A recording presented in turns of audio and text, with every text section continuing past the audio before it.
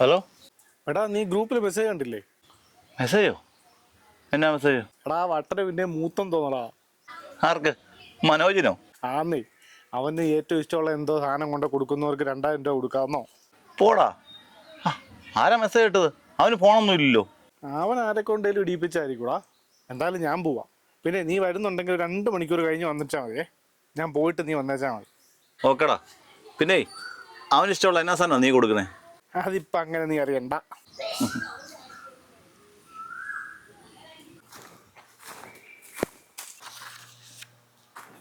എടാ, നീ ഇനി ഒരു 5 മിനിറ്റ് കഴിഞ്ഞ് വിളിക്കണേ. എന്നിട്ടേ എൻ്റെ പൈസ കാരണം പറയുന്നത് വേളം വെച്ചേക്കണം കേട്ടോ. ബോബി വാടാ.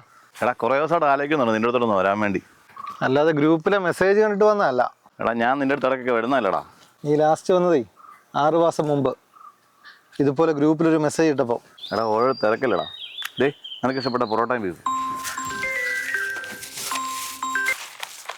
ഹലോ എടാ, ഒരു 2 ദിവസത്തോട് സാവകാശം തരാമോ? ഇല്ല, പലിശ കൂട്ടി അങ്ങ് തന്നേക്കാം. ഓക്കെടാ, ഓക്കെ ശരി. എടാ, വേറെ ആരെങ്കിലും വന്നായിരുന്നോ? നമ്മുടെ ആഷിം ഇപ്പം വന്നിട്ട് പോയതേ ഉള്ളൂ. നിനക്ക് ഇഷ്ടമുള്ള എന്തെങ്കിലും അവൻ കൊണ്ടുവന്നായിരുന്നോ? ഈ പുസ്തകം.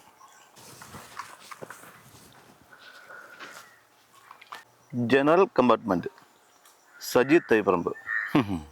നിനക്ക് പുസ്തകം വായിക്കുന്നതാണല്ലോ ഏറ്റവും ഇഷ്ടമല്ലേ? പുസ്തകം മാത്രമല്ല, എനിക്ക് തീറ്റയും ഇഷ്ടമാണ്.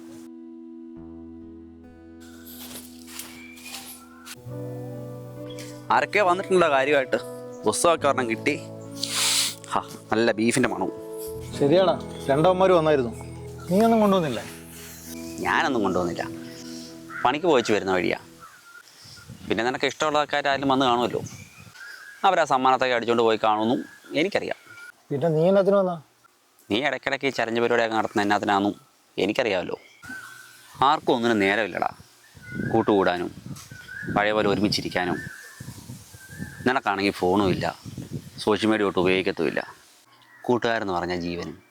അപ്പം പിന്നെ അവരെ കൂടെ കൂട്ടാനും അവരുടെ കൂടെ ഇഷ്ടമുള്ള കാര്യങ്ങളൊക്കെ ചെയ്യാൻ വേണ്ടി നീ കണ്ടെത്തിയ ഒരു മാർഗം. അവന്മാരുടെ ഭാഷയിൽ പറഞ്ഞാൽ എനിക്ക് വട്ടം നോക്കുന്നത് അല്ലടാ. ഈ പൈസയൊന്നും ആഗ്രഹിക്കാതെ എൻ്റെ കൂടത്തിൽ കുറച്ചു നേരം വന്നിരിക്കുന്നത് നീ മാത്രമേ ഉള്ളൂ. എടാ, എനിക്ക് നിൻ്റെ കൂടെ കുറച്ചും കൂടി ഇരിക്കണമെന്ന് ആഗ്രഹം ഉണ്ടായിരുന്നു. മോളുടെ സ്കൂളിൽ ചെറിയൊരു ഇഷ്യൂ ഉണ്ട്, അത് തീർക്കാൻ പോകണം. ഏയ്, അത് കുഴപ്പമില്ല, നീ പോക്കോ. അതിങ്ങനെ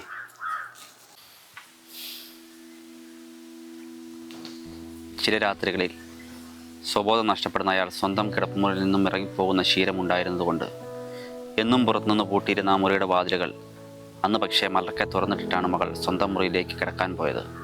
പിറ്റേന്ന് പുലർച്ചെ നാട്ടുകാർ വന്ന് വിവരം പറഞ്ഞപ്പോഴാണ് അവൾ അറിയുന്നത്, റെയിൽപാളത്തിൽ അവളുടെ അച്ഛൻ മരിച്ചു കിടക്കുന്നു. അച്ഛൻ്റെ മുറിയിലെ കട്ടിലിൽ മുഷിഞ്ഞ പേനയും പേപ്പറും കണ്ട അവൾ ജിജ്ഞാസയോടെ എടുത്തു നോക്കി. അതിലിങ്ങനെ എഴുതിയിരുന്നു, നീ ഇന്ന് അച്ഛൻ്റെ മുറിയുടെ വാതിലുകൾ മലർക്കെ തുറന്നു വെച്ചത് അച്ഛൻ്റെ മരണത്തിലേക്കുള്ള യാത്ര എളുപ്പമാക്കാനാണെന്ന് മനസ്സിലായി. അതറിഞ്ഞുകൊണ്ട് തന്നെ ഞാൻ പോകുന്നു. ഭാവിയിൽ നിൻ്റെ മക്കൾ നീ കിടക്കുന്ന മുറിയുടെ വാതിലുകൾ ഇതുപോലെ തുറന്നിടാതിരിക്കട്ടെ. എടാ, ഇതുപോലെ എനിക്ക് തരാൻ. എനിക്കിത് മതിയടാ.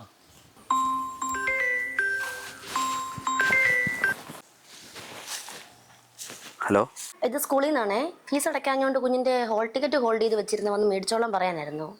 അതെന്നാ ഫീസ് അടച്ചില്ലല്ലോ? പെൻഡിങ് ആയ ഫീസ് മൊത്തം ഇന്ന് രാവിലെ അടച്ചായിരുന്നല്ലോ. അതാരാ അടച്ചേ? പേര് പറയേണ്ടെന്നാണ് പുള്ളി പറഞ്ഞേക്കുന്നത്. ഇങ്ങനെ പെൻഡിങ് ആയിട്ട് നിൽക്കുന്ന പാവപ്പെട്ട കുട്ടികളുടെ ഫീസൊക്കെ പുള്ളി ഇടയ്ക്ക് വന്ന് അടയ്ക്കുന്നതാ. പുള്ളിയുടെ നമ്പറെല്ലാം കിട്ടാൻ വല്ല വഴിയുണ്ടോ? അതാ രസം, പുള്ളി ഫോണൊന്നും ഉപയോഗിക്കത്തില്ല, ഒരു ബുദ്ധിജീവിയാ. മനോജ് എന്നാണോ ആളുടെ പേര്? ആളുടെ പേരത് തന്നെയാണ്. കൂടുതൽ ഡീറ്റെയിൽസ് ഒന്നും ചോദിക്കണ്ട, അത് പറഞ്ഞുതരാൻ പറ്റത്തില്ല.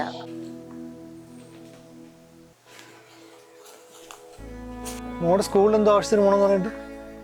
അതിനെ പോകണ്ട, അത് സോൾവായി. എന്നാ കുറച്ചു നേരം കൂടി ഇരിക്കാം. എടാ, നീ ഇന്ന് രാവിലെ കുറച്ച് പാവപ്പെട്ട പിള്ളേരുടെ ഫീസ് അടച്ചില്ലേ? അതിലെൻ്റെ മോളും ഉണ്ടായിരുന്നടാ. എടാ, ഞാൻ തിരിച്ചു തരാം കേട്ടോ. എന്നാ അതിപ്പോൾ തന്നെ ഞാൻ നേരെ ഇപ്പോഴില്ല, ഒരു 2 ആഴ്ചത്തെ അവധി തരണം.